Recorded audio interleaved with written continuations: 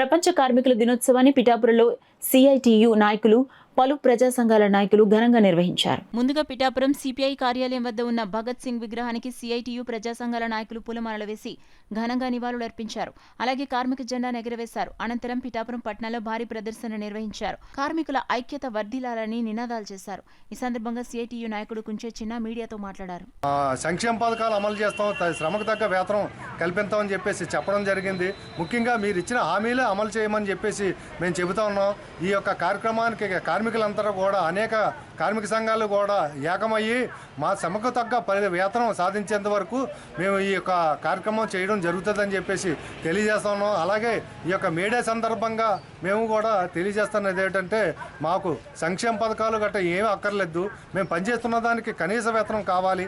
అలాగే ఇటీవల కేంద్ర ప్రభుత్వం లేబర్ కోడ్లనేమో 44 కార్మిక చట్టాలను తీసేశారు. కేవలం 4 లేబర్ కోడ్లు మాత్రం ఉంచడం జరిగింది. ఇది ఎట్టి పరిస్థితుల్లో మాత్రం సమంజసం కాదు. పోరాటం చేసి సాధించుకున్న 44 కార్మిక హక్కు చట్టాలు కేంద్ర ప్రభుత్వం రద్దు చేస్తే రైట్స్ లేదని చెప్పేసి మేము చెప్తా ఉన్నాం. సుప్రీంకోర్టు కూడా తీర్పు ఉన్నది, వాళ్ళ కనీస వసతులు కల్పించాలి. అలాగే కార్మిక హక్కు చట్టాలని కూడా అలాగే యథాతథంగా కొనసాగించాలని చెప్పి చెప్తా ఉన్నాం. కానీ కేంద్ర ప్రభుత్వం మాత్రం పెడచోని పెట్టి కార్మికులు రావాల్సిన సంక్షేమ పథకాలు కూడా ఇవ్వకుండా కార్మిక చట్టాలు రద్దు చేసి ప్రభుత్వ రంగ సంస్థలను కూడా ప్రైవేటీకరణ చేయడం చాలా దుర్మార్గం అని చెప్పేసి మేము ప్రభుత్వాన్ని డిమాండ్ చేస్తాం.